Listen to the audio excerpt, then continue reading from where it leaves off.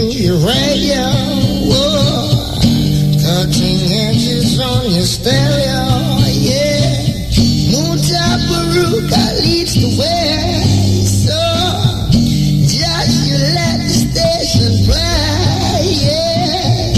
Say your teachings got to hold on me, yeah. Well, this is Kimani and listening to, you know, Mutabaruka. IRFM, Cutting Edge. Whoa. This is the Cutting Edge, and IRFM listening to Jackie Me Too. Two songs from Jackie Me Too, that great keyboard player. A lot of people forget that there was a Jackie Me Too, but he has given us so much beautiful instrumental songs, plus also play upon songs with vocalists too. Jackie Me Too out of the Studio One stable where he resided. Serious thing. Responded to the two documentaries that were played, especially the one on the Beckfords. For those of you who never hear it, you can Google it or go up on YouTube and put in slavery in Jamaica. This documentary is about this big family from England who became the richest, this man became the richest man in Europe by trading slaves and planting sugarcane in Jamaica. More than likely, if your surname is Beckford, it means that your great-grandfather was a slave of this man who named Beckford, because in that documentary, it tell you that him about 90 slaves. And him call all of them Beckford. Wow. So we give thanks to the ones who respond to it, because we know say we don't really hear them things there on radio in Jamaica, and we try to make a difference all the while.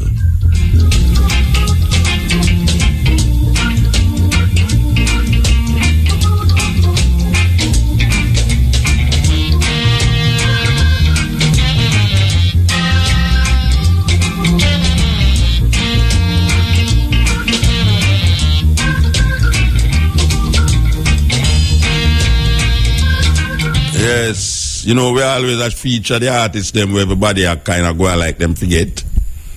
And you know, say one of our thing is that we play songs by what we call the vintage artists them who still go to studio and make music. Usually you know, hear them the new song on the radio, you hear the old song them with them make. But you have some artists where I never hear them make no new song, but I know them old songs still hold tight. For instance, a virgin named Justich. I wonder how much people I call Justich from them time there. Justich, this is the Cutting Edge on RFM. Now 3 in 1 and 1 in 3 is I would say. Featuring Africa's silent IT master. Who occasionally visit us sometime down our West Street, yes? Why the man called Linval Thompson, who down there every Sunday too, yes? Lascelles Perkins, boy, I tell you, say Lascelles Perkins, if when me reach 70, me look like you at 82, me would have feel alright. Why you love Lascelles Perkins? Oh, so that the Almighty is no ordinary one in this land. So please know where you stand, yeah, man, just teach, man. Me I tell you, a long time the man a DJ. Enough ones don't know about them. Not even the radio disc jock know about them. Continue the journey, yes, before we get into the crux of the matter, yes.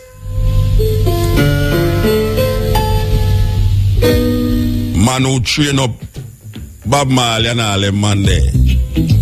Used to sing also with them. Sweet, sweet, sweet, sweet Joe Higgs. Everything now for boisterous. You can have some nice, sweet, cool reggae music where you just listen to. Maybe if you don't ever want to dance to it, you understand? Great philosophy in the song. I am the song my enemies sing. Yeah, I can vouch for that. I am the song that my enemies sing. I hope I don't have much of them still, but you don't know it go. Sometimes you say certain things and it rub certain can, and true, me not have no can for my foot for rub. No, me don't feel away, but sometimes I know it's make some people feel away. I can.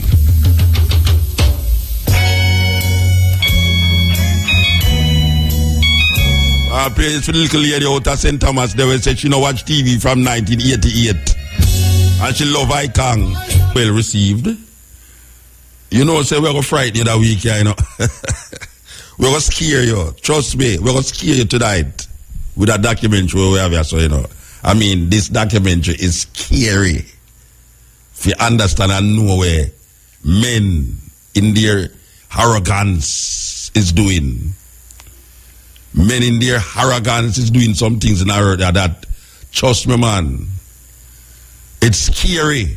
Some of you know tonight say this documentary I'm going to play, guys, scare you.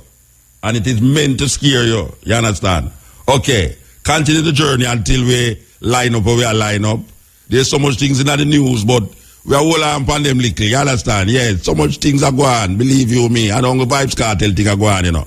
Yeah, you have a guy where in a government they were Lisa Anna shift him from one ministry to the next ministry because she say no, them don't want him then near the children them. So certain things are come up in the court. It's a serious thing. Then you have this plane where missing, disappear. I don't know where the plane is. Maybe it land on a Rockabessa. Who to tell? All right. So enough things are going on in our world. Enough things are going on in the world. I don't know Vibes Cartel things are going on in the world. Enough things. So it's like the Vibes Cartel take over everything still. I mean, you have to talk about it because unprecedented. The only things go on in another case they were never go on yet. You know, you have all forensic people that test all voice and text and all them things. They never hear that in a case in Jamaica yet. But as we are saying, life goes on, bad or good. That's how it goes. So I hear up Linval Thompson, yes, who support the vibes, yes. See him come through every Sunday, sitting, yes. No fuss, no fight. I just did it. Some artists from them time they were. I want to say, most white people know them artists, yeah. Well, we don't like them up there, you know, but a reality. You know, say most of the white people know them artists, yeah. Yeah, if you go out like Germany and you say Linval Thompson, them start to tell you the tune them where Linval sing, how much tune him sing, how much album him have, and hear about Just Stitch. Them start to tell you which album Just Stitch did make, what year and all them something there. Most these Jack pan radio don't know them people there. Them people that come like some dinosaur type of, prehistoric music. When you know, say, somebody that already supposed to be wide, you know. Yeah, supposed to be wide and him knowledge of the music supposed to span more than just fit him age group. Because when I got school, I listen to music where my granny used to listen to. And me did want to collect them too. And me did collect them from them time there. Teenager, me I listen to some tune where my mother listened to, my grandmother listened to. And from them time I collect them and me never stop listening to them. But yeah, for nowadays now, a DJ play parade, them just play the tune them where him feels popular or him feels we're in a film age group. If you go beyond film age group, before him born, him don't know nothing about it. That is why the thing gets so narrow. It gets narrow, very, very narrow. Big tune, Leroy Smart. Me love go to them place. And one of the places where me love to go is the marketplace. Yes, marketplace. Me hungry. You know, me hungry is a small little, I don't want to call it restaurant, you know. It's a small little place where sell pure unfired food. In that means no stove, no in that there restaurant. People call it raw food, but me don't like call it raw food. You understand? Like yam raw and all that stuff. We don't eat. In the no fired food, there's no such thing as raw yam. You understand? So me there Wednesday night, well me there Thursday. Me alright on a Thursday because Calabash restaurant provides some things for me and me feel good about that. Say the brethren step up on the plate. So my brethren Ariwawa decided to go step up on the plate, you know, in the Wednesday night. Muta have some kind of supper in the night. So the brethren make sure say him send down me supper from Kingston with the driver. So I'll big up Irwin, you know. If Irwin never know where in that when maybe Irwin don't eat them kind of food there, you know, I know some people eat them food and they all want sick for the next 2 months. But I want to tell you, say, we want to give thanks to me hungry for providing us with supper in the night for the cutting edge. And this is what we call now live food. Good old live food from me hungry. So we have to big up Iwawa, big up Handsome Ras, yes. And the bridge note there, after me I tell him, say, so the tamarind, so why I come tell me about it, me a tourist. And me I show him, say, me I make tamarind juice before him born. I sell all tamarind juice too. But every time I tell him, say, it's sour. So, he might apologize to me today. So I say, I take the apology still, but don't bother come when me tell you say something sour, it's just sour rasta. If me tell you say something bitter, it's bitter. Me not gonna tell you say something bitter, it's not bitter, you know, because what? Me know what is bitter and what is sour. You understand? So you hear me I say no. Me hungry. We give thanks. We give thanks to the support. And we are supported to, you know, because this advertisement alone is couple $1,000 well. You understand? But we give thanks, say, supper provided by Me Hungry. Lunch provided by Calabash Restaurant. We give thanks to it. Yes, man. We have to big them up. That is young Leroy Smart. I think was when I first hit them too. Yes, from in the, where we say, in the early 70s there. Yes. Okay, so you did have an ex-virgin I know named Little Roy. Most rats know Little Roy, you know, because Little Roy put on some serious music at them days there. Tribal War, where we hear John Holt and we hear George Nooks do that too over. Prophecy, where we hear Freddie McGregor do over. Leroy Smart do film thing. Little Roy I got do film thing. So from one Lee to the other Roy. And then at them there Jamaica do some show with that 12 tribe vibes. And him come check way down our West Street. So I'm glad for that too. So why you love Little Roy in England? Little Roy they give you all that song here too and nobody no remember it. Yeah, this is the Cutting Edge and Iris FM with their radio. You know, we just have played some music a while ago from them days there and we call it the roots, real roots music them there. Well, a man, they just call me and tell me if they must remind the people them say we are go back to the roots in a Negril, you know. Yes. Kuba, who are you up, you know, MX3 vibes and thing. So we are set a thing for me. Yes, we are set a thing for me where we are gonna have some a session. We are call it Back to the Roots. We are talking about the roots of reggae music. So Negril can look out for that, you know. We are go back to the roots, sound system wise. Pure roots music, you understand? Negril can look out for that. And we're gonna do it every month too. If we don't love way. If we don't show with the love for the first one, we just come back the next one, you understand? So Negril, why look out for that? Kuba, we call him Kuba. MX3, Mutabaruka, Back to the Roots, hardcore reggae music in a Negril. Tell your friend them, we are going to do it. We are starting in a May. And no advertisement me are doing at the night when I get no money to IRFM. Actually, you have to hope she asleep, you know. And she don't hear them advertisement when we advertise all them things, you know. Believe you me, because me don't advertise it, you know, because I'm going to do a little land next week. I mean, me dep on the radio, me can't tell people where I go there. You understand? Because anytime I go out live and people see me, it draw the people that listen more to the radio to know the boy right now. Them know me now, so them can listen to me now and put a face to the person who them I hear. So we are doing it without shame. We are going there a little London next week.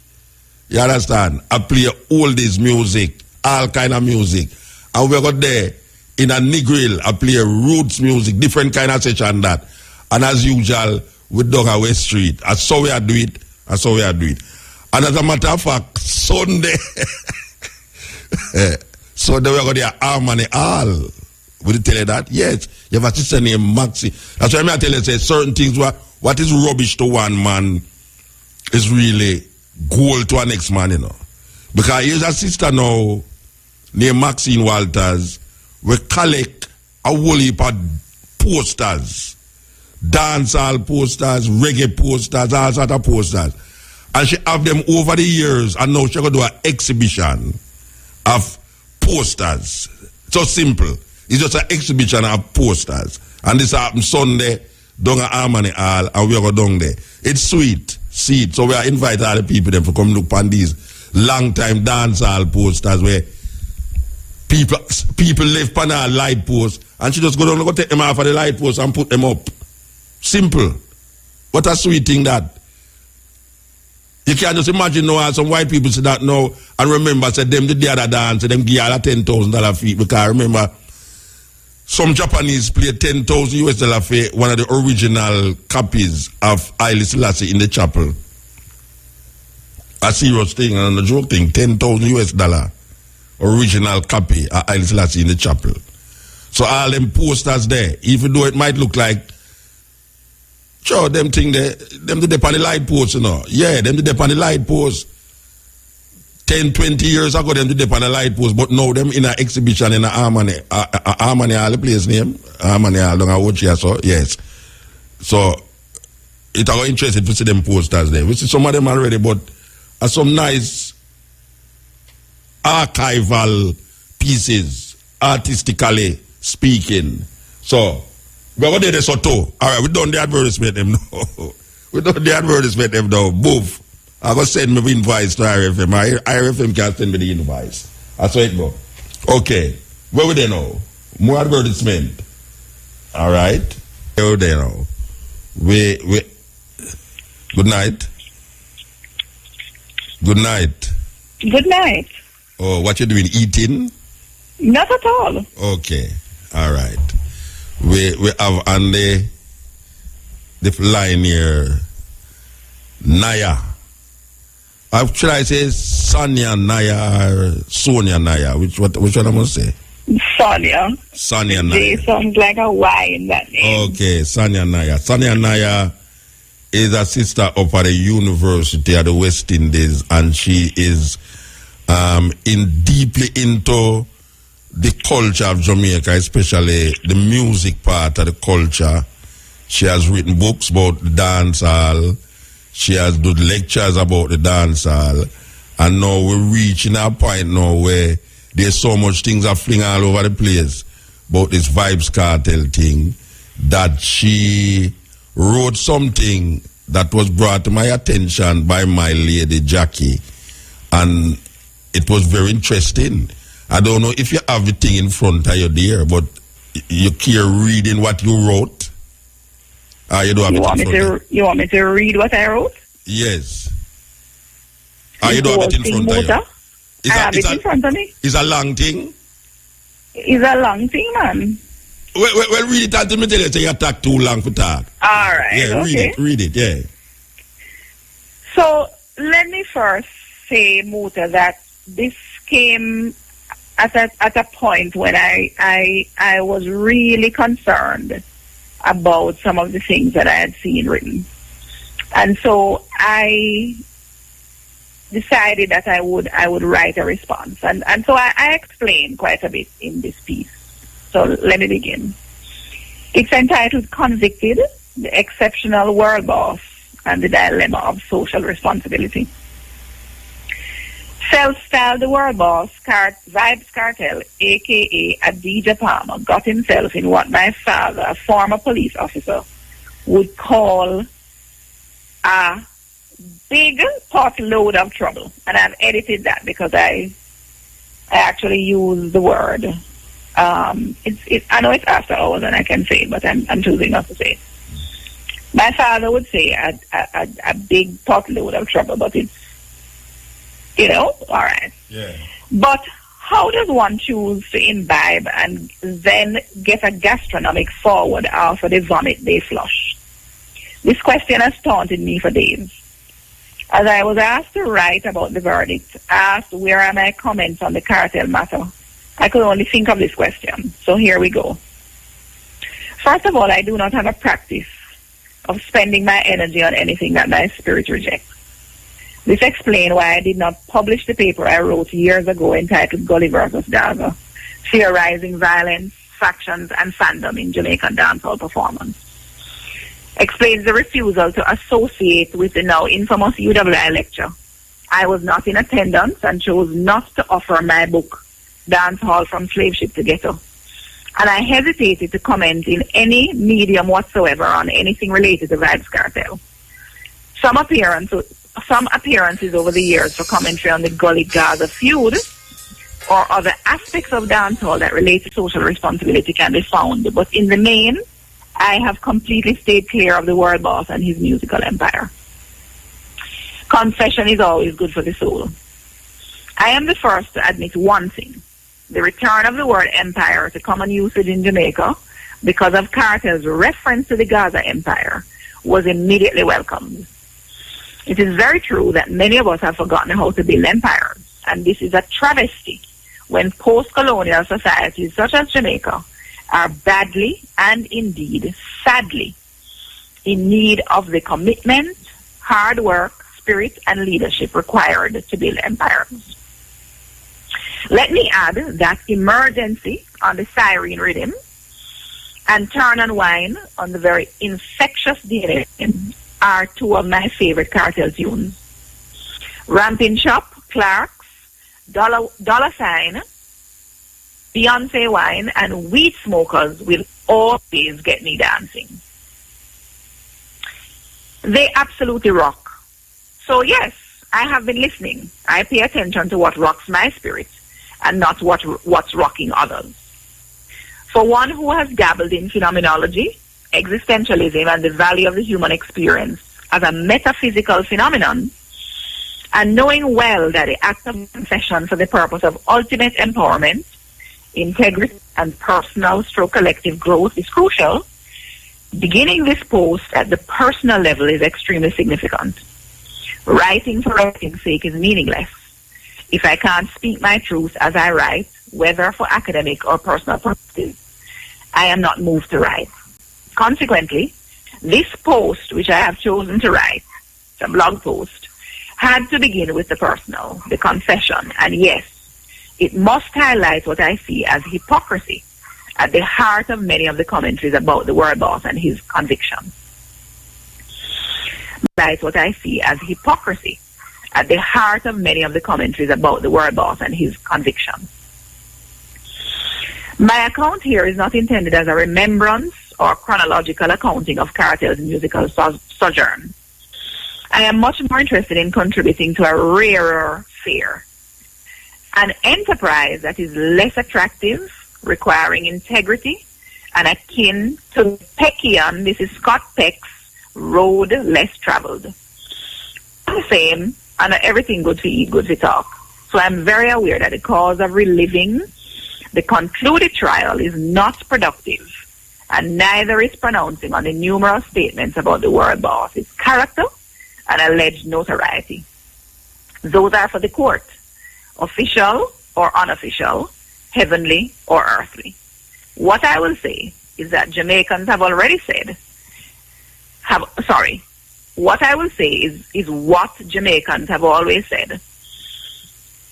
If it no go so, it go near so, which might explain why he was judged first in the court of public opinion that had been receiving accounts of killings, feuds, controversies, beatings, threats, fear, deep, deep fear, and traumatic encounters because of the world boss. Those things did not find their way into the justice system, but the recent charges certainly brought a lot of ire, praise, appeal, and formidable fanaticism on the part of Jamaicans and dancehallites at home and abroad in particular. Look back to the early days. When I think about it, there couldn't have been any accident in the choice of his first stage name in the moniker Adi Banton. As he mirrored the great Bantons of dancehall, such as Buju Banton, a certain destiny seemed to have been written because Cartel's productivity at number one hits and significance to the dancehall genre rivaled Buju Banton's record. It also seemed to rival Buju's reputation of being the bad man, the gun toter, drug dealer, wife beater, and bigot, who has now been convicted on drug charges in the USA. Buju has been sentenced to 10 years in prison, and frankly, I am consistently touting the well-used slogan, Free Gargamel. After all, when I became clear that dancehall music was my music of choice, on hearing the likes of Shabarangs and the mighty Buju, there was hardly any turning back from the melodious drum-based tones with which they communicated in a sort of verbal divinity. I am waiting patiently for Buju's next concert. May I go dead upon my ears, just like I was present for Busy Signal's return to the stage at Sting 2012 after a brief incarceration in the US. Yes, many of our musical stars have fallen foul of the law in various jurisdictions. And various of our stars have enjoyed increased popularity with incarceration. Jack Ure is a classic example. Now, my Buju aside, gun and drug charges are quite different from murder charges. After all, the world boss was dealing with another kind of devil. There are certainly no reports of him cavorting with any white devil. Additionally, in a weird way, they both have been charged with serious crimes and facing several years behind bars. As a mega fan of Banton, I write about my experience of Buju in my book Dancehall. I totally understand how Gaza, and more particularly Cartel fans, must feel. After all, a load of trouble has befallen their idol, and as Dottie Berry has quipped, who are going to tell the girls how them body good from morning?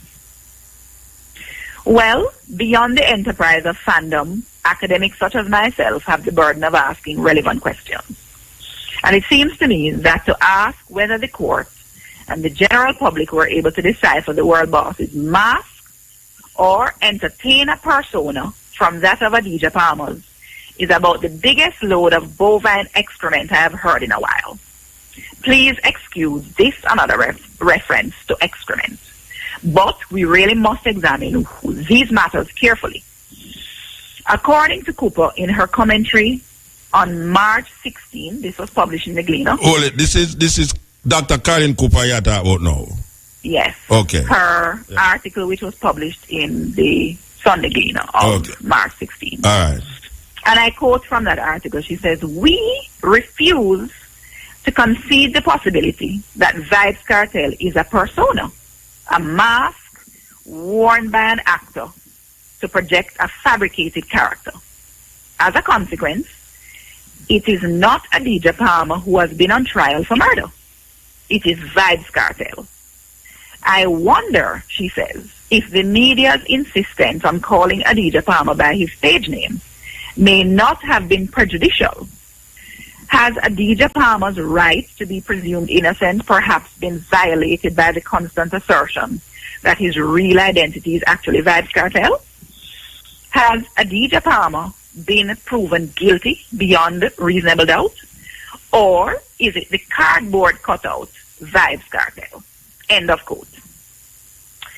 And I'm asking, who is this we who refuse to concede the possibility that Vybz Kartel is a persona? As if the question about whether Adidja Palmer's presumed innocence was compromised by Vybz Kartel the mask isn't bad enough. Here's the statement that leaves me befuddled. And I quote again from Cooper's article. But, in all seriousness, she says, I keep asking myself if Adidja Palmer has been convicted beyond reasonable doubt, in the modern sense of the legal term. I also wonder if he's really innocent. End of quote. Such questions are reasonable considering the history of failures of justice in Jamaica and our seeming lack of commitment to reforming a system that consistently targets the marginalized and, in particular, disenfranchised among us. Yes, the rich buy their way out of imprisonment by affording good lawyers, and rarely are corrupt politicians brought to justice. So, our people have no trust in the justice system, and neither do they have any trust in the people placed to maintain law and order. On the matter of the world boss's innocence, however, a court of justice has now ruled with the help of a jury that saw evidence to which the public was not privy. It has been said that evidence presented was overwhelming in its proof of guilt. The fact is, throughout the trial, the public did not hear of the evidence because it was not viewed by those who could give us coverage via written or multimedia news reports. So without seeing the evidence in the courtroom presided over by Judge Lennox Campbell, innocence was thrown out the door in the court of John Public and also in Campbell's court. Not only did conflict follow the world boss, but so did controversy. That is always a sign of personal trouble. The psychologist will tell you that the inability to foster, maintain, and nurture meaningful relationships reveals that something is outside the norm. For me, the break from the Alliance fraternity was a first sign of this, which continued with other music personalities, including producers, investors, managers, colleagues, Gaza hopefuls, and even friends. Also, it seemed after a while that Vibes Cartoon, as some people call him, became completely animated by those people who allowed him to levitate on the hot balloons of sunshine they blew religiously up his proverbial derriere. You see, the opportunity to write articles on justice for Adidja Palmer might be used to take account of prevailing conditions and circumstances. Such an opportunity might be used to take an honest account of how little we know of Adidja Palmer, Vice Cartel, World Boss, or Vibes Cartoon for that matter. Perhaps Ninja Man said it best.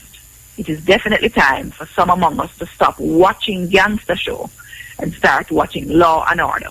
But right or wrong, Cartel has become the example the Jamaican police have been trying to find in order to convince notorious lawbreakers that they are serious about ridding Jamaica of crime and violence.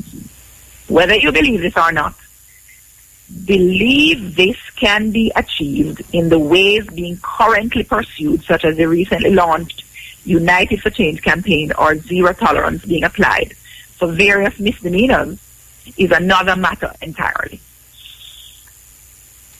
If anything, I question the intelligence that was poured into the barrage of solid lyrical incisions Cartel made in the dancehall music universe to the neglect of personal well-being.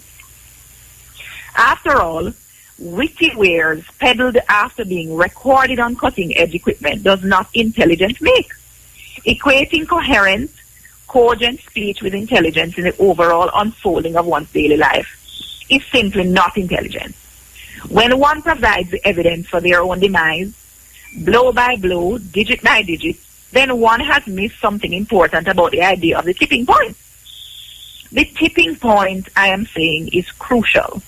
We can't just be firing in this turbine called Jamaica, living unstoppable, invincible velocity in what has become a crime-ridden, scarred, yet paradisical place. Education is challenged, industry is challenged, and leadership is challenged. Culture, particularly music, is one of our saving graces, yet some are content to ignore the evils that befall it. I am not, and I never said, dancehall is to be blamed. I am not, and would never say, dancehall is dying. Instead, I say we're at a moment of transition We are either going to take the opportunity now or continue to self-destruct in the powerful turbine of Talawasity called Jamaica. We always say we look about Tala, right? This turbine of Talawasity called Jamaica. So many have said it in so many ways. But the profound irony is that I choose to close with Buju Banton and Ninja Man, two dancehall artists who are themselves convicted or charged with various crimes. Their profound invocations speak for themselves. And I open quote. I'm quoting here from Ninja Man. He says, music is a spiritual thing. And when you have the music, there's a demonic force we surround music, We're fighting the spirit of the Almighty, Because music is love and music is God, Music makes people unite, And music makes people be together. Music makes people learn to communicate. So it's a thing we keep a godliness and a togetherness within people, which the devil not like that. So the devil takes set upon the most powerful people. Him choose to draw you out in every way he can. That's Ninja Man. The second quotation is here. I am quoting Buju Banton, who says, Bible, we never even into that. We go a road, go play music, and I know the spiritual wickedness out there away from we. I beg the singers, players of instruments, and fellow Jamaicans to take heed. Social responsibility is collective responsibility. We must rebuild the proverbial village, become our sisters and brothers keepers, and unite for change. I saw the thing set, and we have to turn up the love to fight against spiritual wickedness in high and low places. I leave you, I am saying in this article, with an account from the Observer entitled The Cartel Chronicles, for those who might not be aware of some of the major occurrences over the period of cartel. And I also ended with a blog post from Annie Paul, which included a number of the tweets leading up to the trial, during the trial, and also especially on the day when the verdict was handed down. So that is it. Okay, that is what I decided to contribute as part of my own conversation about how important social responsibility is, in spite of the fact that we are in this crime-ridden space that is so blessed, called Jamaica. All right, so I could go through it, without. Well, when I go through the whole life, but there's certain things that you say. All right, the idea about Adidja Palmer versus Vibes Cartel, and that what Carolyn said about it was Vibes Cartel that was on trial. Yes. And not Adidja Palmer. She's trying to. It's like when name, with a brother named Bruce Golding. When them ask Bruce Golding about the thing, him say it's not the government, it is GLP. Something another, some relationship with the Manad Phelps and things. Him differentiate the GLP, even though the government was GLP. The GLP government was in power, so the GLP farmed the government. But him differentiate the GLP from the government. Yes. And recently, we have seen a lot of artists have a kind of schizophrenic thing. Marian Hall is not Lady Saw, Moses is not Being a Man, and the list goes on and on and on. Is there a rational thinking behind this idea? Because you say Caroline mentioned that it was Vibes Cartel, and it did something to the case for Adidja Palmer, because people was looking on not Adidja Palmer but Vibes Cartel. Vibes Cartel was not on trial. It was Adidja Palmer. Based upon for the reasoning. Yes. All right. So, you see that view? Well, this is a view that a reasonable question to pose. I'm not saying it's not a reasonable question. My problem is that if it is that we're going to pose such a question, we have to investigate all of what that question implies. And I'm saying, as an academic, as a scholar of Jamaican culture, as a scholar of literary and cultural studies, as a scholar of popular cultural studies, what I'm interested in, if we're going to make the distinction between Vybz Kartel and Adidja Palmer, and to assume that the Jamaican public is not aware of the importance of that dichotomy, the importance of separating those two, the persona and the person. What we must be able to consider in a Muta is who is in the evidence presented in court. The footage, the text messages, all of this kind of thing. Who is the person that the evidence has been brought to bear against that court of law?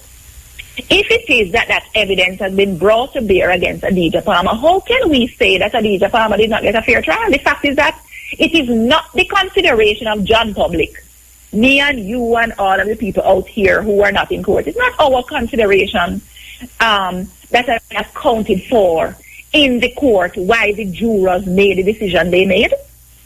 So the evidence was brought to bear against Adidja Palmer. All right? I do not recall anywhere in that court of law where his lyrics were considered as part of the evidence. My understanding is that the evidence that was brought by the police related to text messages and other kinds of evidence that related to incidences around the man who is presumed to be deceased.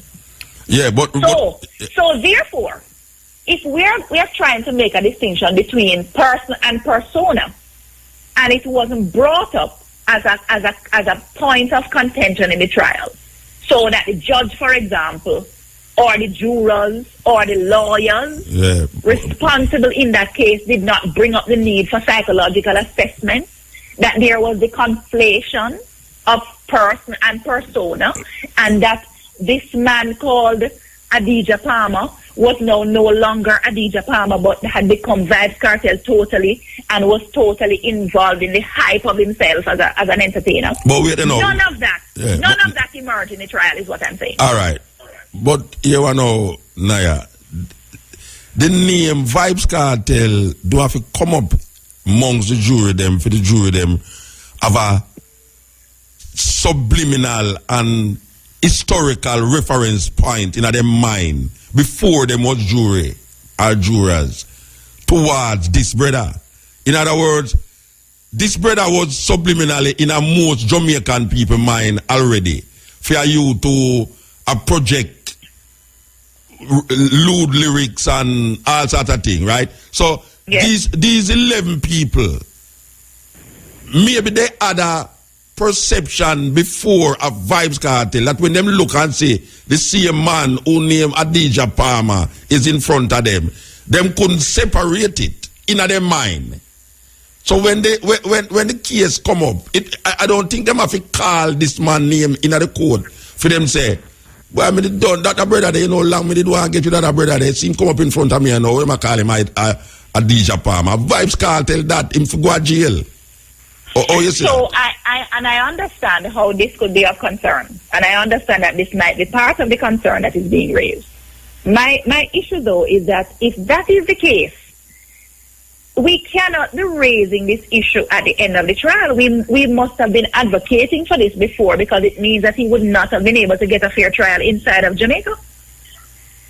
Do you understand what I'm saying, Muta? Yeah, I understand. You know, I just throw the question where the people them are saying, I just throw it out, you know, because I can understand the duplicity of saying that one is one and one is the other, yet till I can realize in certain, I as an outsider, I listen to the music and I listen to a whole heap of artists' music, I come realize them not just reflecting what going on in society, but is that an autobiographical language, like them are right based upon for them understanding of themselves and for them doings in a them community. So it's not like a man that take a thing and I say, why, him is God, and you know say man not God. Him is the devil, and you know say man not devil. Where my right is like, not necessarily Vibes Cartel himself, but other artists, them actually are writings where them are doing, them are experience. So maybe the people them in the court are recognize, say, them song there with a brother they are singing, you know. Him a go on like them a reflect something about him. Because when you listen down on the other tune them, where him sing, you realize about wait, at the same man, Vibes Cartel, a DJ Palmer, at the same man. So you have that level, and you have the next level now where looking at it intellectually, according to how intellect go, you try to be as rational as possible and say, look here now, I'm going to take that Vibes Cartel persona out of my mind, you know, and look on the evidence we are presented in the court. I don't know if you can really do that in a Jamaica. Considering the man them never come, the jury never come from foreign. For come to long and they never hear him tune them yet. That's exactly the point I'm making. That when you rise, the larger problem, you know, is a psychological one. When you rise to a particular point in a society, so whether it's a prime minister, whether it is a dancehall star, whether it is, you know, somebody who has risen to some level of fame or notoriety, you are in the public eye, and you are perceived in particular ways. Worse, if you are constantly producing things like music that people have access to. Yeah. How then can you get a fair trial in Jamaica? So this is a larger problem than just the separation of Vibes Cartel and Rija Palmer. It means that none of these figures will be able to get a fair trial in Jamaica. We'd have to take that case outside of Jamaica. Yeah. Are you understanding what I'm saying? Yeah, understand what I say. I mean, yeah, understand what I say. It's like you premeditate the guilt already. So no matter what the evidence is, you don't premeditate say him guilty or not guilty. Or in some cases you premeditate the innocent already. Yeah, that may I say him guilty or not guilty. You premeditate it. Whether it is that the person is projecting negatives in the society or they're projecting positives, whatever it is, they get into a court of law in their own country. They're going to be judged by a jury of their peers. This is the thing. It is your peers that you are being judged by. The system is set up that way. We have inherited that system from our colonizers, right? This is the system that we know to exist. So if we're questioning the system, no problem. But I think to raise that in a context around Vibes Cartel is to raise an issue that could be raised around anyone who has been found guilty or not guilty. Yes. Exactly. In either way, they can either be, you know, presumed to be guilty or presumed to be not innocent. To be guilty. Yes, exactly. Yes.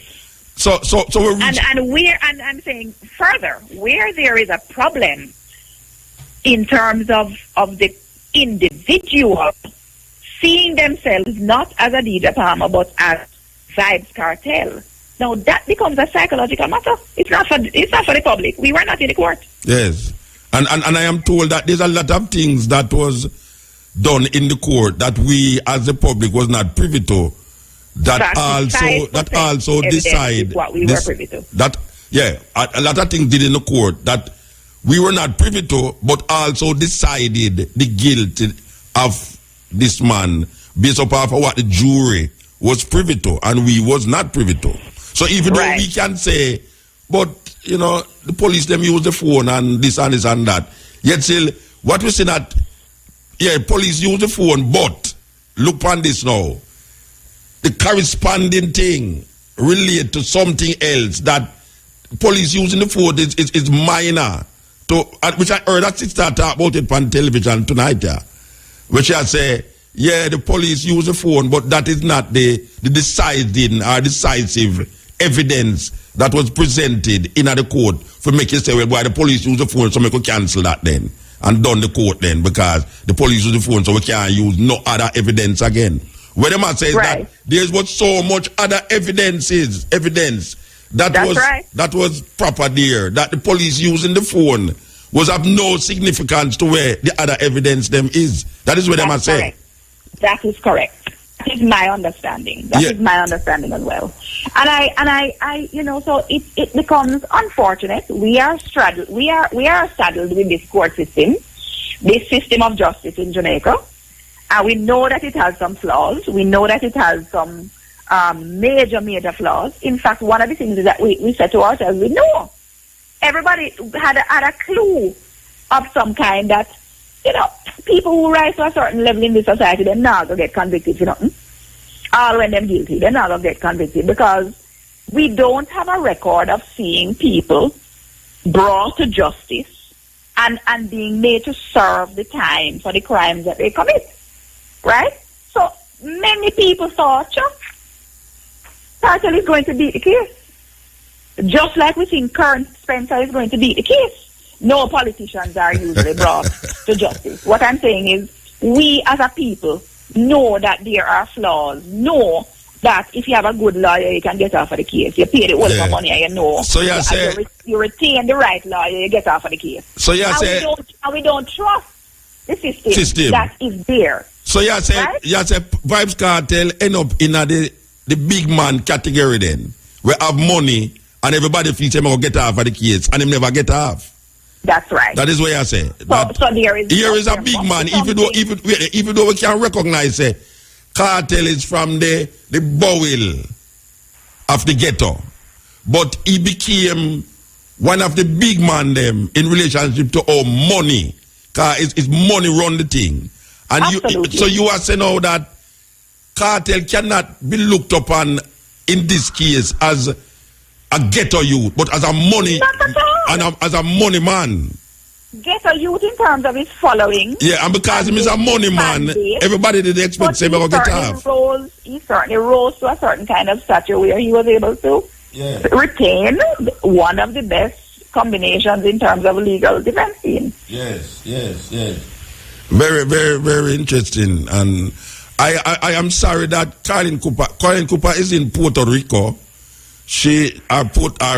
One of the Rico them, she just called me a while ago because I've been trying to get her to really respond to your reasoning about what she said. But as I said before, she's in Puerto Rico and she said she don't even know about that. She don't even know where I say, about where you write. So I help pop to when she come back here. But till I was going for your blog. So I help pop when she read it. That's where I say. Well, you know that I'm not into Cascas. Any kind of Cascas. That no going to be. That is not Gaza or Goliness, that is University of the West Indies. This is a faculty versus not the faculty. Exactly my point. Professor Caroline Cooper is somebody I have a lot of respect for. Yes. And as a matter of fact, she has got a lot of flack and a lot of conversation going because of her invitation to Vice. Yeah, I saw a cartoon in the paper. I saw a cartoon in the paper that.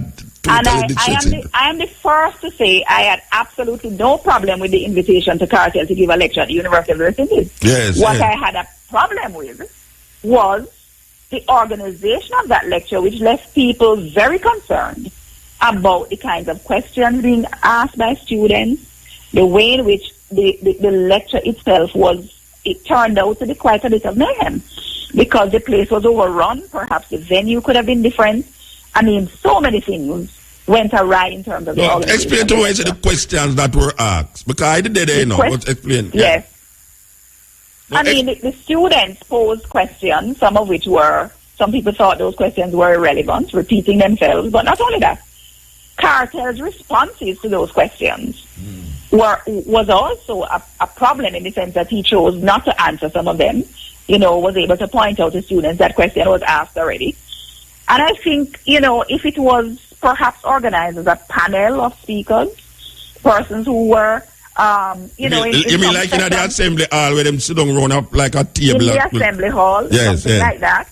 Cartel would have made his presentation. And then you have focused questions posed to him by students, not just a free-for-all thing. But anyway, the fact is, I don't have a problem with the fact that Cartel was at the university.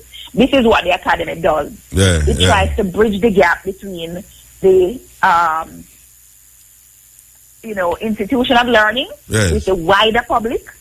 And not only that, she has had a tradition of inviting many speakers to the university. Yes. So, and this is something that we must do. Yes. So you see the reasoning that it is attack on dancehall, because Caroline also said that, and I hear and next one of your colleague, what's your name, Donna Hope, which is my surname, and I tried to figure out which part of my family she belonged to, but her husband or whosoever. But Donna Hope also says, which is that which name they say, Caroline say, it is an attack on dancehall culture. It wasn't attacking the man himself, but it was attacking dancehall culture. And I can see how those statements could be made, because there are people in the society who can still argue vehemently, when they hear people like myself say reggae and Rasta put Jamaica on the map. They argue about the fact that dancehall music, the music in our country, is one of our largest exports, and that it is something that if we properly organize it, we are able to reap rewards and benefits for centuries. They argue about these things because we as a people don't value what we create. And if it is that we don't value what we create, it means that we're not valuing ourselves. And that, of course, comes from a long tradition of belittling ourselves in so many ways because of our enslaved past. All right? Now, people might say, well, reggae is something completely different from dancehall. Well, I'm here to tell you, some of the kind of complaints that we hear about dancehall were very much leveled at reggae. Very much leveled at reggae. You say reggae, boogie yaga music. That's correct. Yeah. Very much leveled at every single genre of music produced in this country. After a while, what is popular becomes folk, becomes acceptable. People look back at it and say, Lord, that was the good old days. Mm-hmm. In years to come, we will look back and say, dancehall was the good old days. And let us not mistake the fact that the amount of dancehall music that is produced that has negative content, far less than the content that is positive. And this is something I try to point out to people all the time. What you hear about as negative is a significantly smaller percentage than what is positive. And as a matter but you see the problem with it now, that it is the minority that overrun the majority, is the minority of that music, and also the influence of the music, or the culture that influence the music, that allow people to say there's more negativity. Because when you look on the dance hall as a place itself, and what the dance hall has produced as a cultural expression and a cultural way of life, I think that is what people talk about when them say... That is what people talk about. And the media is also to blame, Muta, because what is projected, I mean, when you talk about DJs on our radio stations nowadays playing in any segment 13 songs from any one artist, it means that we are crippling our own industry. Yeah. In fact, some people argue there's no industry. I was on your very program, Stepping Razor, talking about this, the state of the music. Yes. When it is that we have one person, a disc jock on radio playing 13 or 14 songs from one artist, what are we saying about the other artists? We have a large number of artists. What I say is that the male get paid for pay the other 12, the 13. All right. See that? Yeah. Better you say it than me. No, I'm not afraid to say it. We say the thing, you know, we don't care. Anyway, we're going to see how it's going to turn out, because there's other things left to go on with, you know, we see other things are going in the court, and, you know, we see them hold on on one man, them hold on on the juror. Yes, the jury promised somebody $500,000. I try to figure out who give this man $500,000, where the money they come from. And, you know, so much things upon now, them hold on upon the next bridge, who did get to it. And now them are asking who, anybody who know did kill Roach or Mr. Upper Stone Hill there, the VP brother there. So there's so many things are going here, so now that we don't know if it done. We don't know if it done, and it don't look like it done. You know, it don't look like it done. Based upon what me are area, so now it don't look like it done. You know. And all I'm saying, Muta, is that as academics we have to be responsible. We have to ask the pertinent questions. I'm not only an academic, I'm a Jamaican citizen. I'm a parent. I am a teacher. And many of us want to know that we live in a place that we can raise our children. Yes. We want to know that we live in a place where we can trust the justice system. We want to know that we live in a place where police who are there to protect and guide and to uphold the law, help us uphold the law, are actually doing what is required to protect citizens.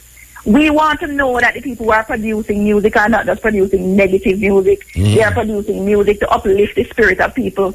This is where the music has come from. There has been a long tradition of Jamaican music, soothing the souls of people globally. When I walk around the world, people tell me that reggae, Jamaican music is medicine for the soul.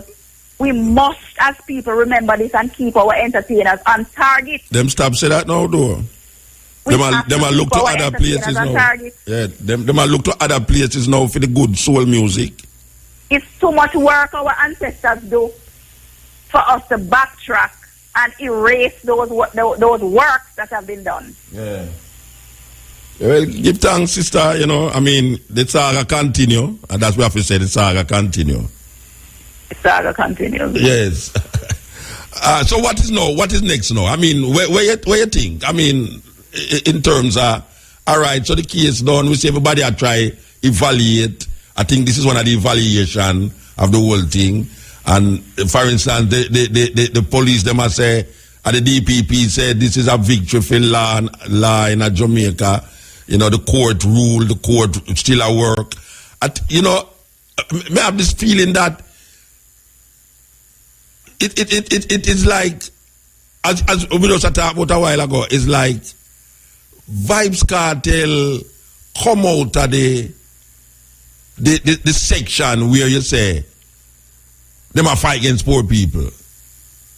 Because based upon him flamboyancy and, you know, him palaver and him riches and him thing there, I think people actually believe say him go get way. I think the people believe say so Vibe can get judge this and get the court this and buy out the man demanding and get way just like anybody, any big guy. I think people actually seem like a big guy. Really, not like a ghetto youth, but like a big guy. And that is really fascinating because he has found guilty, so them know say the system work. The system work because here's a big guy when no big guy has ever been tried and like him yet and get found guilty. So them are gloat over it by saying, aha, at last we catch a big guy. But the man in the street still has seen him as a ghetto youth. That's right. You know, see, the man on Vice Cartel pass ghetto youth stage. And even things for the system are fight against himself. That him presumed we are them. I don't guilty know. when him really innocent and because we don't see the evidence. We don't know. Yeah. What you know, part of what our challenge is in this country though, you know, Muta, is that and listen, this is not about some kind of moral grandstanding or finding, you know, virtue and all of this kind of thing, all right? But part of the challenge we have in this country is that we have gone so far down the road in trying to beat the system every time that we forget that we need to just stay upon the right track and keep each other upon the right track so that the system out there, what we talk about all the time, they have no choice but to be upon the right track with we. And it's going to take a whole heap of doing. Because I mean, when you think about the Anansi stories, are always just a try to beat the system every time, and we forget the moral at the end of the day. We need to get back to the point where we can understand, and I think understand that the more we try to beat the system will never work. We cannot try to beat the system and then at the end of the day, we expect the system to work for we. All right, what Mama. examples are we setting for our children and our children's children? I don't know. I don't know, really. Believe you me. the people them all right. Well, it's weird. It's a weird little thing going on so last week. It's a weird thing. You know, Trust me now, me feel a way about it in a motor. Yeah. Me I tell you. Yeah. Me feel a way about it. And me tell you, so me feel a way, so tell. Yeah. Because I say, if anybody remembers me in the media talking about this thing years ago, may I say, really and truly, you know, look how Adija Palmer come show we say, Empire for Bill. Look how him come show we say, we can talk about Empire again. Even though we have forgotten how to build empires, come talk about Empire again. And I say that thing consistently. And then you make yourself build a good empire, and then you bring it into disrepute. You couldn't just make we just see positive. Yeah. Did you see Do some positive. Did you see Sing some positive. there was about 3 women, which I go get the clip and play it tomorrow, but there was this woman who ball up on the TV and I quote her. She say, it's not a liar I'm killing her. It's not a big man him killing her. It's a man, him kill a man we run up and down with him and bridging him kill. So how them a treat him so. And you saw that clip? I saw that clip. I saw people tweeting about it because I'm very much a user of social media. It's a weird. It's an ordinary person. And she's a defense Vibes Cartel, you know. That's correct. She demonstrate against the verdict, you know. And she depend on the radio admit say, I know I'm friend him kill, I don't know big man him kill, I don't know liar him kill. So if you did kill a liar, yeah, psychologically it's a serious thing that we have something is very wrong with that. You see that statement so, on the TV and look, all right, what are the next girl beside her say? The Bible say, if you right and offend you, cut it off, and that's how we cut up the lizard. You did hear her? No, sir. Well, tomorrow, me I get the clip them, I'm going to play it. And next one say, I mean, that's some weird thing. And next one say, look here, me know this is women who are defending me now. Hear the woman. Me know same wicked, you know, but them could have did ease him up. Yeah. So what we really are doing do to ourselves when we do that? I mean, look at man, psychologically, that is like you depend on slave ship, man. Believe you me. Because what are we really doing to ourselves when we do that kind of thing now? And you don't like to figure out if that woman or these women know exactly after them look back on that, what them really are saying. Because them but Muta, yeah. That's why I talk about Buju Banton in my blog post, you know. Because me is a Buju Banton fan. Yeah. Okay? And me no irrational enough to think say, if you go find yourself in a place where man a sniff coke or a taste coke or about to buy coke, you know, mix up. Yeah. Me is an idiot. No, sir. I hear you. And I am a Buju fan. Yeah. Say when Buju come out of jail, his first concert, me I got did it. Yeah. But I'm not irrational enough to think that where evidence is brought to bear against him, me I got say him innocent. Oh, me do that. Yeah. But go back to the woman them though. Go back to the woman them. What is it that, is it intelligence? Is it lack of association with intelligent people? Or what is it that a woman who is defending a person would have said, him never did kill a liar, him never did kill a big man, I'm friend with him amongst him kill. And she defend the man from the verdict I've said him kill somebody, you know. All right, so let me tell you this now, Muta. This is a serious thing I'm about to tell you. One of the things that we have underestimated in the whole matter of crime fighting in this country is what is called blood ties. Or we can talk about it as fluid ties, because it's not just blood. It's fluid, body fluid. Yeah. Saliva, semen, blood. If it's that I am getting money from my baby father, whose son is into some wrongdoing, why am I going to give away my baby father's son. When that might tell him, say, me is a traitor or informer and him not going to give me no more money. I'm not going to be able to live and survive. Yeah. That is a hindrance to crime fighting. Yeah, but you say protect, but this is not, no, this is a different scenario, do you know? No. This woman on the TV is not a woman who defend her man because she feels, say, the money are gone. This is a woman who admit to a verdict which she don't agree with.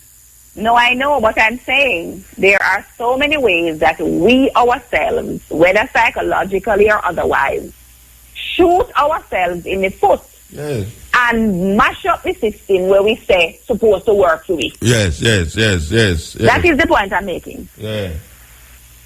Yes. I know. And we watch every day a country where crime is a problem and we still must never inform. We can't help the police to fight crime. The police themselves sometimes mix up with the crime. How are we going to fix that? Yeah, we must have to start somewhere. We're not quagmire. We must have to start somewhere, Muta. Me I say, if we start by understanding that every single citizen have a responsibility in this country, for this country, yes, and for the people of this country, and we are our brothers and sisters keepers, yeah, we have to start somewhere, is what I'm saying. Yeah. Okay, Mama, we have to move here now, though. Give thanks to the time, and the energy. Give thanks, Muta. I am hoping that Carolyn Cooper will be back here next whatsoever, that I can really... I should have bring you to town in the studio and get some gloves. No, sir. No gloves will be necessary. Professor Cooper is not a violent person, and neither am I. Don't look here. That is what we all... As a colleague of mine at the University of the West Indies, yes, I would never be disrespectful to her. Well, I would be trying to advance a conversation that is about solutions. Yeah, this is not a television. So if you hit her, you won't be seen, and I won't tell nobody. That is not funny. But you laugh. That is arms out. Yeah, but the arms out, we are working here, so no. No, I'm not into Cascas media. Anyway, give thanks, Mama, give thanks. Yes, give thanks. All right, that was Dr. Sanya Naya reading our argument about the difference between Adidja Palmer and Vybz Kartel and giving our opinions about the whole situation. Okay. Mutabaruka, we are listening to our laments. You know here, continent, the end. Yes, continent, yes. Blessed love, Muta. Blessed. What are you doing, man? Over there? You know, I hear the sister a while ago say she feel it, you know. Really situation, and I live in a Waterford. And I feel it even more because they come like an indictment for another community, you know what I mean? Why you say it's an indictment for the community?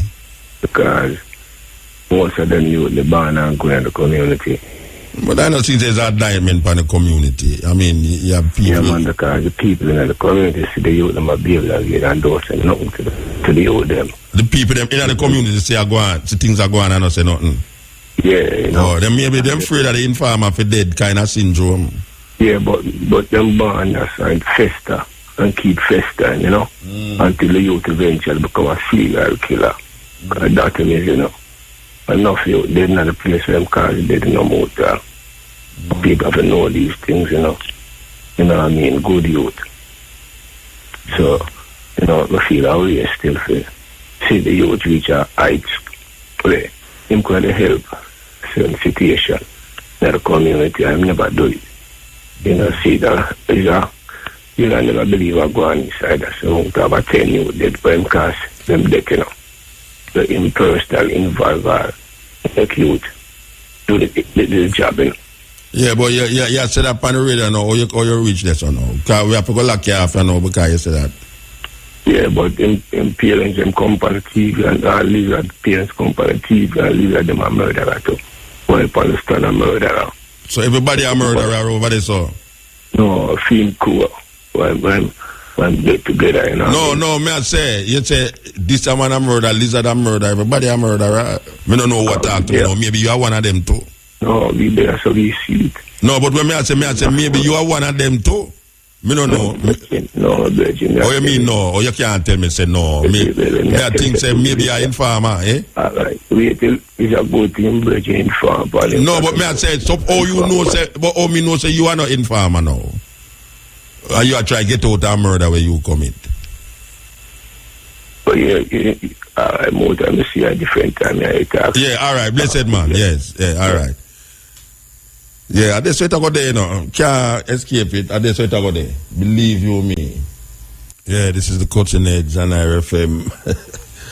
May I tell you, certain things are going on where we have to work it out. But, you know, so I promise you to play a documentary where me tell you, say, it's going to scare you.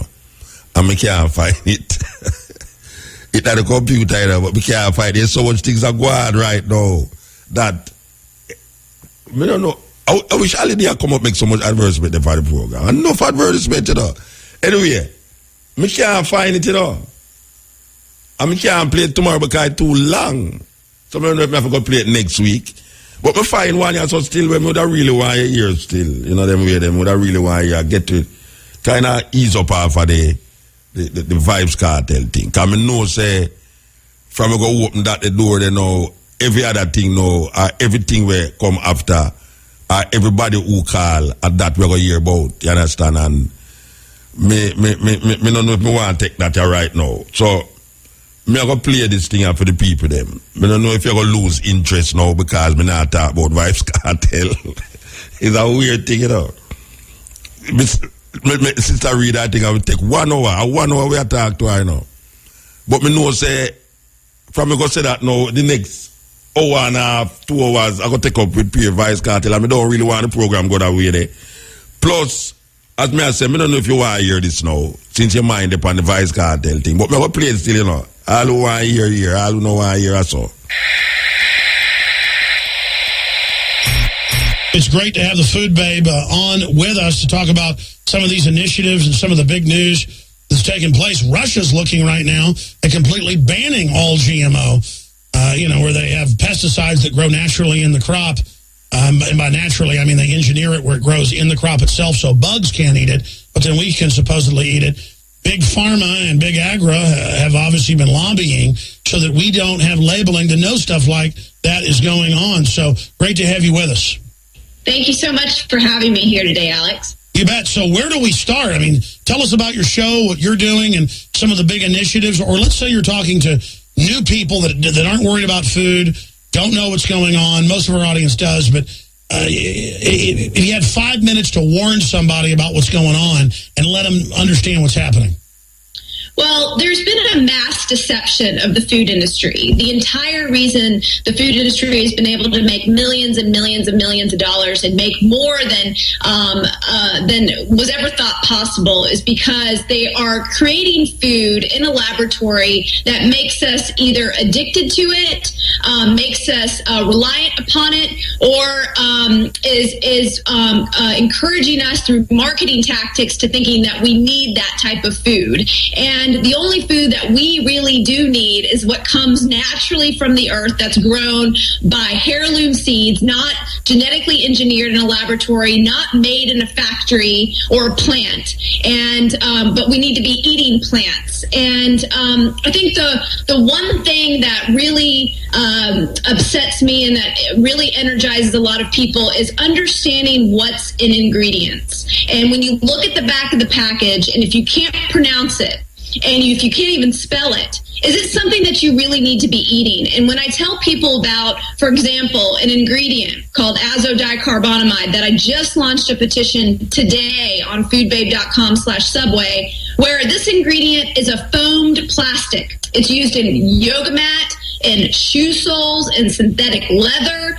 And it is a chemical, when you breathe it in, it causes asthmatic reaction. And this is a chemical that Subway bread is using. Subway sandwiches, all of their rolls, their deli style rolls, their 9-grain wheat bun, their oats, their honey oat, their Italian, their Monterey cheddar, all of those different ones have this chemical in it here in the United States, but not anywhere else across the globe. Not in the UK, not in Europe, not in Australia, not in Singapore. Actually, if you get caught using this ingredient in Singapore, you get put in prison, you get fined $450,000 because this chemical is very dangerous to deal with. But the food manufacturers here in the United States are allowed to use this ingredient because the FDA is asleep at the wheel, and the people running our food system are not everyday citizens like me and you, Alex.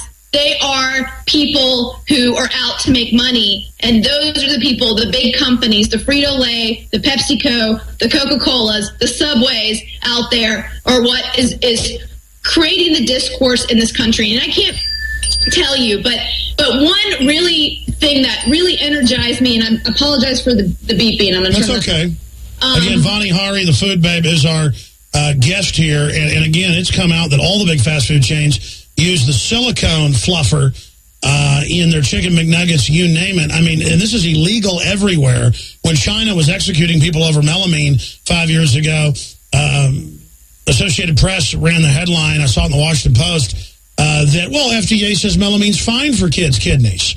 So they execute you in China for it. Here, they just wave a magic wand and say it's fine, because this is being done on purpose. There's a reason we lead the world in cancer. But I mean, regardless, it's there, it's going on. No one else allows this but us. That's correct. And, you know, and when I talk about, you know, who's running the food system in America, how it's really these corporations, you can even see the influence they're having when you look at just a week ago, where the First Lady of the United States has endorsed Subway sandwiches as safe for kids, saying it has the highest nutritional standards. Something that's made with bread that is completely not even whole. It's made of all these different chemicals, including that chemical dicarbonamide, which is very dangerous. And, you know, you have to realize that these corporations have a strong hold on our leaders who are making the decisions, who are preventing GMO labeling and preventing the elimination of these certain chemicals in our food. And they're really rising up against us in their own best interests and against our interest of being healthy and safe and clean and be able to live a really wonderful life. And I think that is what people need to realize, is that in order to eat food in this country, you really have to take control of your food back. You have to make it at home. You have to know where it comes from. You have to understand the ingredients on the label. You have to make sure it hasn't been sprayed with pesticides, that it hasn't made in the laboratory, and that, you know, it's something that you can actually trust to put in your body that has high nutrition. And you hit the key here with your research. If you go back to the 20s, when there wasn't any regulation, Big Pharma and, of course, Big Oil had all these extra derivatives of oil, distillates as they call them, that they could turn into highly addictive substances. Most poisons are actually addicting. In fact, one of the most common addictions in England, if you go back over 100 years ago, was arsenic. But it's obviously very, very toxic and naturally occurring poison. But it also has an amphetamine-type effect. And so they learned to make all these addictive chemicals that would make you hungry right away, make you also feel bad till you got more. That's addictive. And when you look at all the hundreds of ingredients, I mean, I can't find children's candy, gum, now it's yogurt. It's over 10,000 items that doesn't have aspartame. But since people know what aspartame is, now they've come out with a bunch of molecules that are almost the same, but are in some cases even worse. And it's literally in everything. It's in potato chips now. It is just invading, and it's being used for social control. And then these very same companies lobby to make sure that we can't even have it labeled that something's GMO. So this is really Big Pharma for 90 years has been, I mean, take the Japanese military, as you know, but listeners may not know this. The Japanese military in World War I and in the war with the Russians after that couldn't get the Japanese, who were big foodies, to eat the canned food. So they found MSG, a toxic salt, that would make them eat it and want to eat more. Just like they know that aspartame gives you diabetes and makes you fatter and makes you want to drink more. That's all admitted now. Dr. Blaylock said it 20 years ago. Now it's in the news this year and last year. So I'm starting to be ranting. The point is, they know what they're doing. It's not an accident that they're doing this. Go ahead.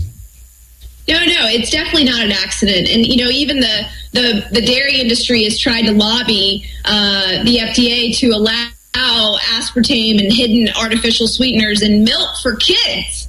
I mean, to think that they're lobbying them for these type of things, if it wasn't for the uproar of the consumers, people like me and you who talk about these issues, then they probably could have snuck this in. So from a consumer standpoint, it's really important for all the listeners to understand that you have a choice of what you put in your body and you eat every single day. And every single time you decide to put something in your mouth, that is a decision. That is a vote. That vote is more powerful than I believe even the power of the people we elect to put in office, because that money that we spend is the money that we are going to give to either the good guys or the bad guys.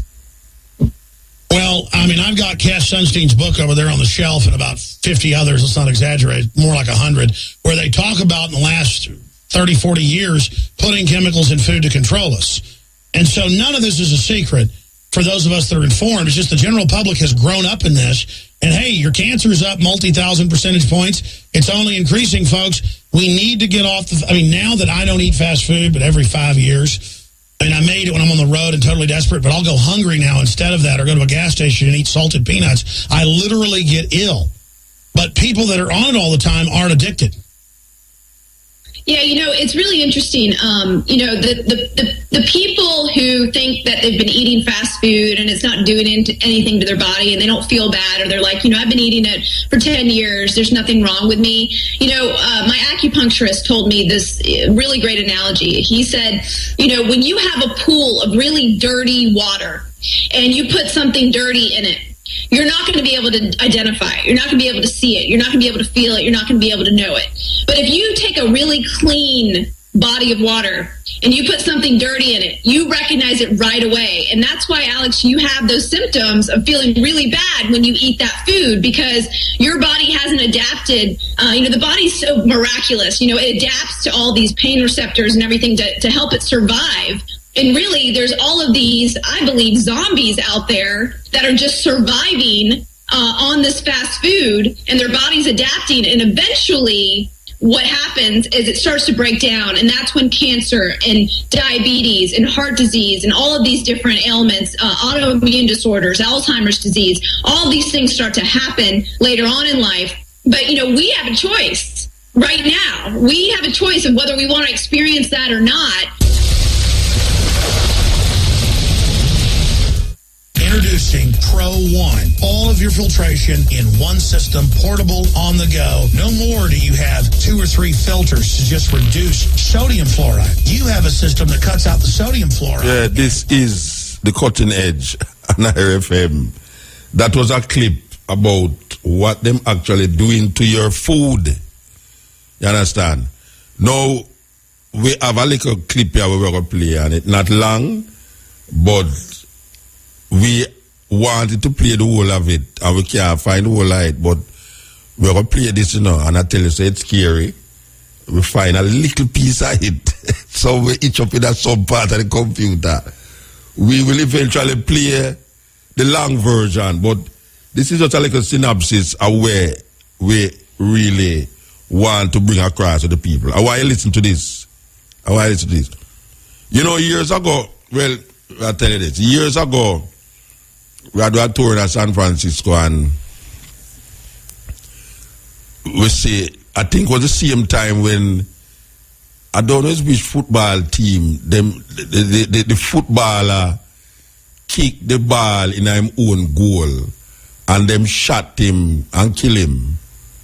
I don't remember if it's Colombia or one of them South American team. The footballer kicked the ball in his own goal, and them shot him and kill him because him do it. Well, it was the same time, around the same time they win in California, and another news, the liquid is that down the road from which part the hotel is there, the man them take a rat and clone a human ears span the rat, and them have the picture it where them put a human ear pan a rat. Now we did try to figure out what the hell is this? What is up? This is like how much years ago? This is like from in the 80s, late 80s, when we had torn enough and thing.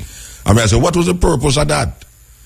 But now we see them a clone all sort of animal. But I want to listen to this. Welcome to the pioneering new world of farming pharmaceuticals. Biofarming, aiding scientists in cutting-edge research. PPL Therapeutics is working on a solution. They want to clone pigs whose organs can be transplanted into people. Cloned and genetically modified cows that can produce milk containing the same health properties as human breast milk. These glow-in-the-dark cats could help develop treatments for diseases, for animals, and for humans. Yes, you did hear that correctly. He has put a spider gene into a goat. Transgenic fish. So the fish actually have what appear to be six-pack abs that we see in humans. My friends, I am here to warn you. I am here to alert you to the greatest threat to our species and our civilization on this planet. Humanity in just the last 100 years has increased its technological and scientific knowledge thousands and thousands of times what it was. But we are still the same species that we were, capable of magnificent heights, but also of horrifying lows. I want to talk to you about the greatest threat to human civilization and society today. Already irrevocably changing the genetic code of the biospheres on this planet, and that is genetic engineering.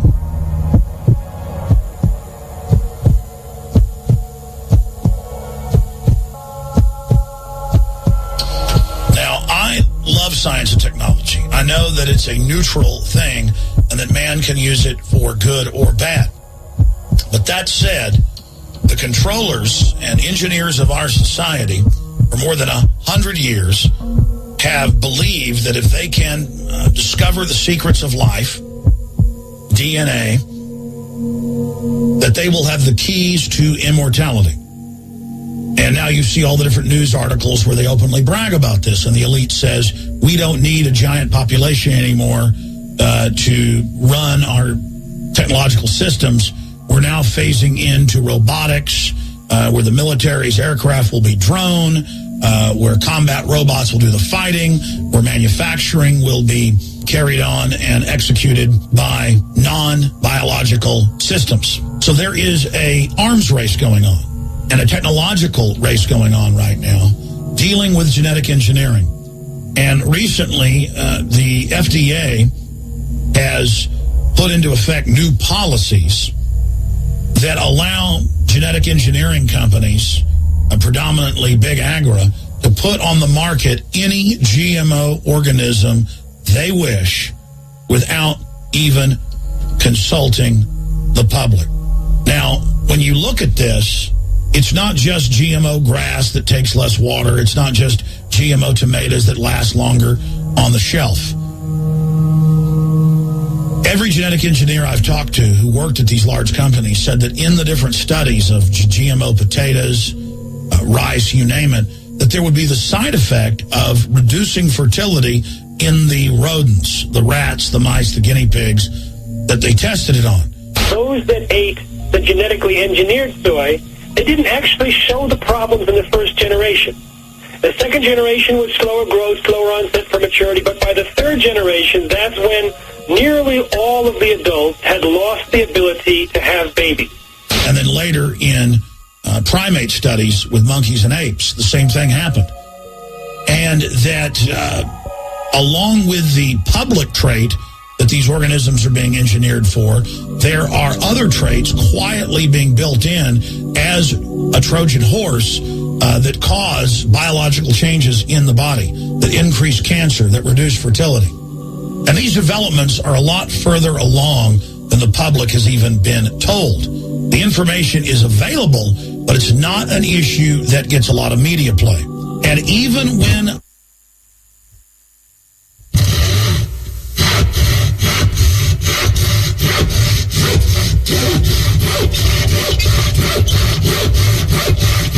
I promise you that Next week, I promise you, next week we're going to get the whole light and play. That is just like a teasing, but it's a serious thing. They might mix human DNA with animal DNA to bring out a human being or a human animal. You know what I mean?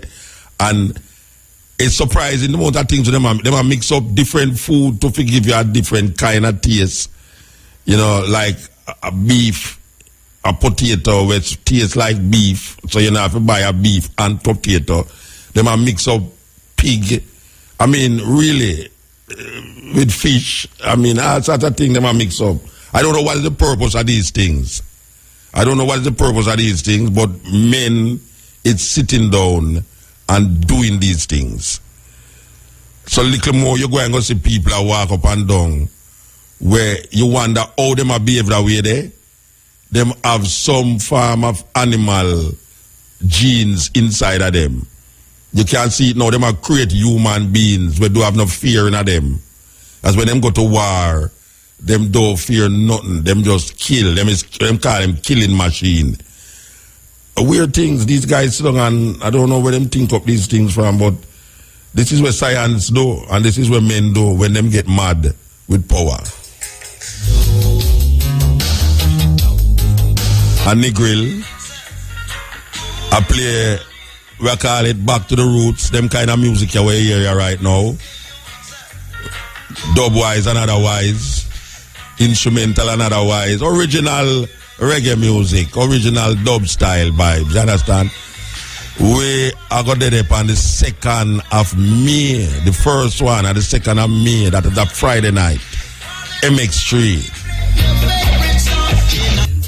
And you know why we are yelling at the people in Kumasi, and why you let the people in Cape Town, South Africa, Kumasi in Ghana, and Cape Town in South Africa. Yeah, night time, morning time, Muta. Blessed man. Yeah, man, me are the man with spell education, HEADUCATIO. Okay. You know, I have a poem I call Mad Mates. And the poem that I see that as my contribution to solving crime in Jamaica, yeah. Oh, you want a reading behind it? No. Okay, all right. Go on. No, you're going to say it. I know what you're going to say it, you know. Yeah. Okay, go on. You see me, you think me easy in how the bad man them there is to them may have something to say. How the bad man them there is to them may have something to say. Come out youths nowadays claim them a bad man. But me know a certain thing them not understand. That's why them are traveling a sinking sand. Them are messing at them next why them are to the straight. Morally deranged, that's why them so strange. Morally blind, that's why the mankind. My youth, me see you on the corner, you a brag and you a boast. You are talk the most about your lethal force, but a chalk you a talk while you walk in the dark. You have to check how you are flow. Some people where you don't know, them a play a domino. And when me take a check off of them brains you blow, baby mother run under bed. She ball out me dead. When me take a check, she shoot her in her head. The old lady she a go church. You rob a person, you put her in her earth. So you do that. You move like a rat. You're morally blind, that's why you're unkind. You're morally deranged, that's why you're so strange. How the bad man them there is to them may have something to say. How the bad man them there is to them may have something to say. Come most youths nowadays claim them a bad man. But me know a certain thing them not understand. That's why them are traveling a sinking sand. Them are messing at them nest while them are to distress. Morally deranged, that's why them so strange. Morally blind, that's why the mankind. My youth, got a lie on the truth, and that really no cute, Dan. You say you are a bad man, you yourself, you are can't tell me. You are a bad man because you kill people where you don't know. Bad because you put granny down below. Bad because you make baby mother stop glow. But because you make innocent blood flow broke, you take life for your joke. Tell me, oh, you a bad man, but you love good up, man. Claim your bad, you want your picnic grow good. Bad, but you have to cross the road good. Bad, but it's good you expect to do you. When you start your show, make innocent blood flow, they want you to know, say they see them where you sow, them start to grow. So sooner or later you go get your blow. You say you were a bad man, you have to slide to the side and run and go hide. Cause we bad man commit suicide. How will the bad man them there? It's to them, they have something. How will the bad man them there? It's to them, they have something to say. Come most youths nowadays claim them a bad man, but me know a certain thing them not understand. That's why them are traveling and sinking and them are messing at them nest while them back to the street. Morally deranged, that's why them so strange. Morally blind, that's why them mankind. How will the bad man them there? It's to them, me don't say when me I say. Give thanks, brethren. Yeah, man. Yeah, man. Yeah, man. Yeah.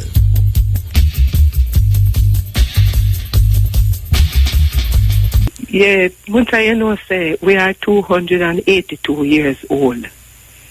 You know where that number they come from? No. In 1742, a man set a psychological plan for black people. What name? His name Willie Lynch. Okay. And the program was set in such a way that it's self-perpetuating. Mm-hmm. You understand? And him say, if you practice the program systematically for 1 year, this is instruction him giving up. Without the presence of the slave master, they will just carry out the program. Him say practice this for 1 year and let them go. And then we do it for 300 years. Yeah. And if them do it good, it will work for 1,000 years. And here on Amuta, 282 look close to 300 to me. So what we see here, so now, I go on amongst I in every sphere of black people consciousness is we running we own program against ourselves. Because you see, if we come to understand that we are nothing but mice in this psychological program, because before the man closing speech and say, teach this to your children. And when I hear this in Amuta, I remember when I come on the radio station and say, teach your children this. Remember that's what we always play? I play it all the while, but I don't remember. I still every day I play every time I start the program. All right. But you see, I nobody tune into often, I just go into my meditation and wherever I come out, I don't want to make it hear. Yeah. So this may I tell you, say no. It said teach it to your children. So every child of the slave master to this day has been given that instruction. Yeah. And we now have taken the gauntlet and we are running with it. Like the proverbial lemming over the cliff. So unless we come to an understanding and an awareness that we are but mice in a machine, we not go nowhere. And what is very worrying to me as a black woman is that Willie Lynch created a specific program for women, you know. Him said treat them like horses. Break them. Break them like the animals, yes? Because guess what? Them have the spirit to be broken. So you see what him do? Him take the strongest black man that he can find on the plantation. And when the black man transgress, him line up everybody in front of the black man and string him up on the highest tree. And say, put the women and the children in the front of the line. That them can't see. The children, of course, the women must see this. That them want. The women must see me taking down their finest and their best. And when they see this, they will turn to their sons and say, come behind me, frack. Make them get passive. Don't look at that. Yeah. Because if you rebel against them, this is what they're going to do to you. Mm-hmm. But, so therefore we have the man then now in the woman frack, remember? But the deepest thing now is the juxtaposing of two psychological programs on top of each other. The programming for the general population and the specific programming for women. What this means is that the women are 3 times programmed. Are you with me? Yeah, I understand what you hear me say? So you know what happened? You know what happened now? We must climb out of. You see, all the things we hear we talk about crab in the barrel is a program in each way, and we are say, who is this so? Bad mind, envy, ravalicious and covetous are our versions of hate. The man say hate is stronger than love. Him say mistrust is stronger than trust. The man say disgrace is stronger than praise. Set them against them one another. You see, we don't teach these things, you know. Because we in the program, we have our own personal matrix. We in the same, we inside of the program, running a program, inside of a program. You with me? Yeah. So, me no want to hear nothing from nobody, you know. Me no want to hear no Ray, no Tete. It's the program that we're running. We have to decipher the program. We are the slave masters. We have to decipher the program. We have to break the program down, Muta. We have to pick it apart. We have to accept that indeed we are in the program. Because unless you accept it, you cannot come out of it, you know. Yeah, you have so here what happened now? So I one day I went into a gathering, a Rastafari, and I hear one say, burn Babylon, burn Babylon. And I go open my mouth and say, before you burn Babylon in yourself. Because we in the program. You hear what the daughter said this night? The daughter said we fight against the system so much. Because we know we have a feeling say something wrong, you know, that we must fight for something, you know. But we don't know what it is. Yeah. Because we turn back to the same slave master. We become a part of the system too. Yes. When we feel so we're free, the oppressor, the oppressed become the oppressor. Yes. It's the same thing where you have we call them kidnap victims. Yeah. Victims of terrorism begin to adulate their yeah. No, I don't know what to say to you further beyond this, you know, because this thing is riding me. Yeah. It rides me. I can hear you, man. Yeah, it rides me because I am very concerned. Because when I see people, you see, when you get to a stage, and the daughter said this evening, she said, if this youth, and we're not going to call the name because we now go down there, so if this youth did understand what he was doing and could have understood that even though he was rising, he is still within the program. So he can only rise to a little bit. As far as with the program, your program too. Yeah. Then you become a programmer. Yes. Yeah. So you, instead of you rise and take them with you, you turn back and cannibalize them psychologically. You with me? Yeah, man. I understand what you're saying. So Muta, you see this night, I can't even talk to you no more, you know, because I just want to drop that on the eye. Yeah. Well, because everybody hear you. As a black woman, you see? Yeah. My first rule now and my first duty is to take myself out of the triple programming. Yes. And I want some woman to come with me. And see if you can leave some others outside too. Yes. Yeah. I want some people to come with me. And you know how we are going to get out of this program? Remember Sojourner Truth, Harriet Tubman, them warrior woman there. I saw you come out of this program. You go back, you Sankofa. Yes. Go back.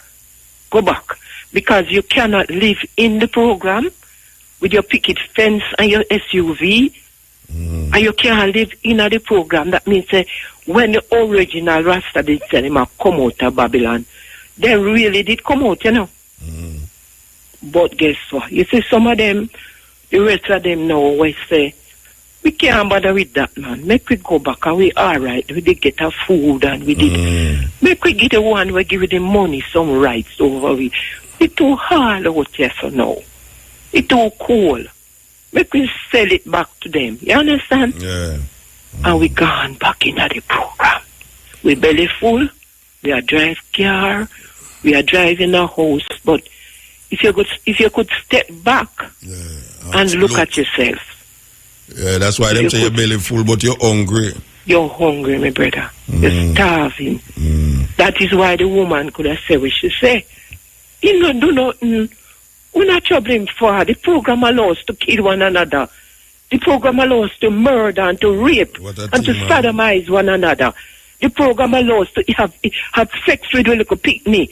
It allows to dishonor one another. We must go back. You know the greatest thing I could have ever pray for in this country? We must send to Africa for some original village headman. Yeah? They know me, this I listen to for 20 years, man. You never know. Where's my brother? I'm one of them where I listen to, you know. You need help. I'm one of the man them send for, you know. I come over. Me never come here as no slave, you know. Them you know. Me come here for free slave. Me come for free slave. Brethren, yes. None of our freedom fighters came here as slaves. They were sent. Yes. They were sent on instruction to reclaim the people. Yeah, that you understand? But the people had gone down on the program. Yeah, yes. You hear me tell you? And the whole of we should have named Lynch. But me go put up 282 as my figure. Because me nah. When me say me no do, me can't in the program. Yes. Me can't come to this earth with blood and sinews and raging fire and go back down so. We can't rise, we who built the pyramid, we who gave them everything can't dead so. We who can walk and drum sound and make fire, and we who can throw a spear across the universe, why dead so? You know this a program? Somebody have to answer me this a night. We are go dead so, Mutabaruka, we are go dead so. We are go away. Because let me tell you something. You see that thing where you just play a while ago about genetic modification? Yes. I in London years ago in the 90s. I had a program called Talking Black. Yes. Where I sought every information that affected black people and I put it on my program. The Ku Klux Klan even right eye. And I tell them, say, brethren, I don't business with you, I'm only for myself. And you know the first genetic gathering was done in Scotland. And then begging man them said, don't use the information. Because at that time they had broken the human DNA chain. Yes. And them have it to such a science that them could have go into a room and spray something and every black man drop. Because they have your code and know it can kill you, different from the China man. Them not do it in South Africa, man. They make virus where ongo affect black people. Them brethren don't know that long time. Long time I know that, you know. But you know what happened? The population, you see me, I can't look upon the man we have it, you know. I am looking at the baby and the daughter them and the king man and the lion them we want to roar. We don't have it. Yeah. We don't have this information. We are run up and down and abridge themselves and I do this and I do that. And them the people me interested in, my brethren. Yeah. Me can't bother with the one them where Babylon have their heart and soul. The people are hungry. The people are hungry for righteousness and the truth.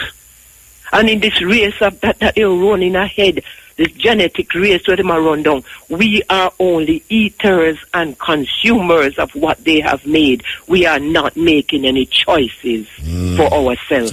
We have not synchronized and synthesized a culture for ourselves, separate and apart from them. We are in their program.